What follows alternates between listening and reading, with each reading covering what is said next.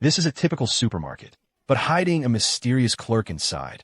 Daily, reckless thugs come to rob the place. Yet he obediently hands over all the cash to them. Even as they leave, he shouts, "Thank you for your visit. Please come again." He then replenishes the register with cash from his own wallet. So the owner never discovers the robberies. Yet this meek clerk is actually the most terrifying presence. The young robbers never realized they just brushed with death.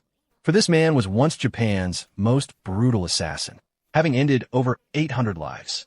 Infamously known as Yamamoto, the killing machine. Disgusted by the organization training children as killers, he defected, taking the most gifted girl, now living anonymously as a supermarket clerk.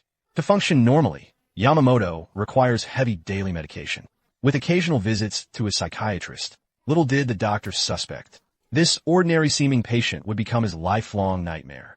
The psychiatrist conducted a test based on Yamamoto's condition. Spreading his fingers like a pistol, he pressed them to Yamamoto's forehead.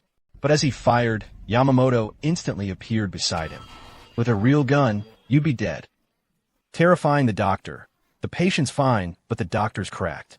Thus Yamamoto was blacklisted by the hospital. One day while shopping with the girl, Yamamoto sensed killer intent looming behind them. He sent the girl home, resolving to handle the threat. Spotting a man in the crowd wearing a sinister grin. Right then, another female assassin materialized behind him. Yamamoto spins around with lethal grace. Before she even registers his face, she's met her demise. He then advances deliberately toward the southern assassin. En route, Yamamoto swiftly disassembles his pistol, ejecting every round from the magazine, all while casually sidestepping the killer's frantic shots. Seizing a pen from a passerby, he inserts it into the magazine, compressing spring. Just meters away, Yamamoto vanishes, reappearing instantly to seize the killer's gun, launching the pen with brutal force. Finito. 2 assassins dispatched in mere seconds. Yamamoto melts into the crowd like nothing happened. Home at last, he realizes the organization has tracked him down. Unless he obliterates them completely, their lives will know no peace. Little does he know, the hunters converging on him far outnumber these few. A restaurant waiter merely asks a patron to settle the bill. Unexpectedly, the guest slits his throat without a word. How ruthless! How cruel! The incident swiftly makes headlines. Yamamoto sees the report and knows disaster looms. He entrusts the girl to his restaurateur friend, then strides purposefully into the street. He chooses to hunt, to eradicate every last enemy. Emerging, Yamamoto feigns shoulder discomfort. Ambushed assassins charge from alleys. He disarms one in a flash, rolling his shoulders to maintain lethal readiness. A terrified woman whirls to attack. Think you're clever? I marked you from the start. Then 2 more appeared, crumbling like dominoes at first contact. The phone-pretending killer dropped the act.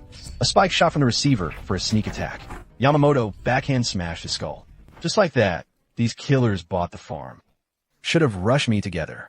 You're lousy at sneak attacks. Back at the supermarket, Yamamoto grabbed gear. Steel nails, sickles, shovels. All became deadly weapons in his hands. Just then, worker-disguised killers entered. Yamamoto vanished from their sight. They crept in cautiously. Suddenly, Yamamoto materialized, driving a screwdriver through in one fluid motion. He knocked the gun aside and felled another with a punch. The last killer trembled.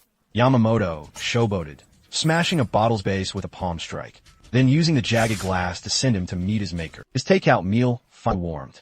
As Yamamoto picked up chopsticks, "You're dreaming if you think you can ambush me."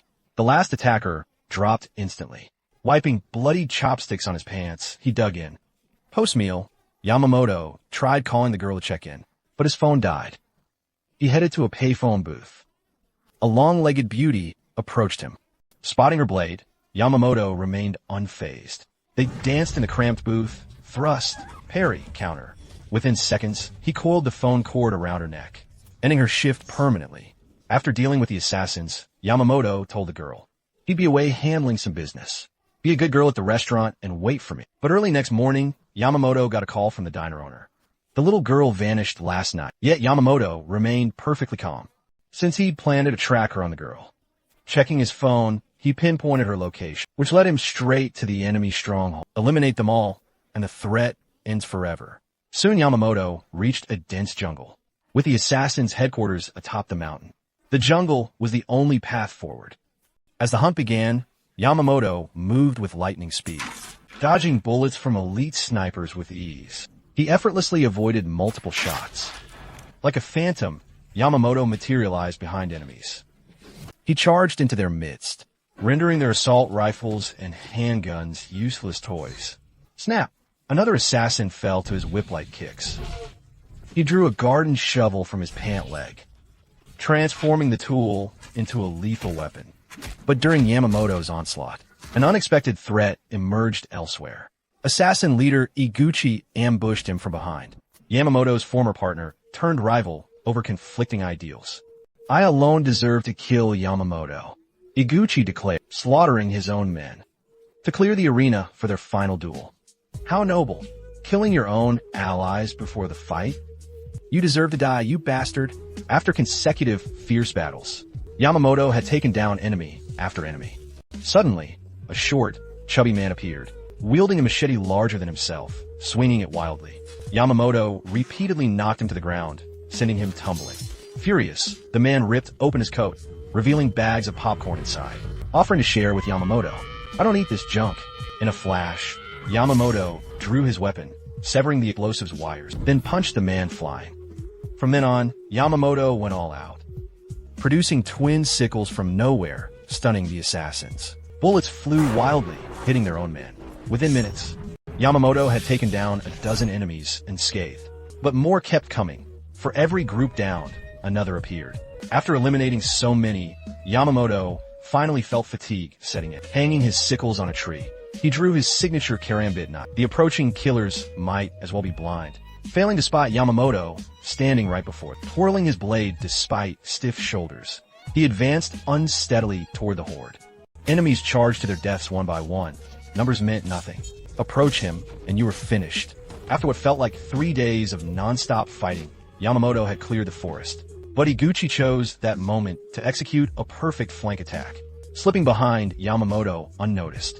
Yamamoto glanced back dismissively and marched straight toward the stronghold, silently infiltrating the building under cover of darkness.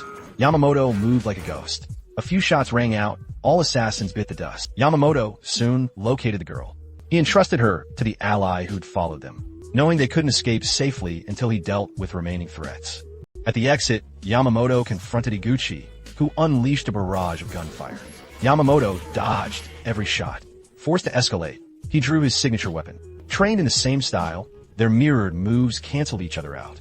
They stalked through the maze-like terrain until cornered with. Then came the brutal showdown.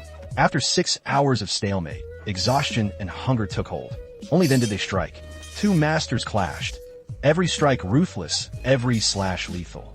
Seeking catharsis, they fought till the bitter end, discarding weapons to grapple in a bizarre, twisting struggle. We're clueless what they're doing, and too scared to ask. In the final gambit, Yamamoto sacrificed a mountain to take a mountain, landing a bone-shattering punch that sent Iguchi flying. Battered, but determined, Yamamoto staggered to retrieve the girl, only to face the ultimate threat before escaping. The Syndicate's shadowy leader blocked their path. His deadliest weapon wasn't combat skills, but hypnosis. He droned hypnotic nonsense, weaving a mental trap. Yamamoto's eyes glazed over, his knife hand falling slack.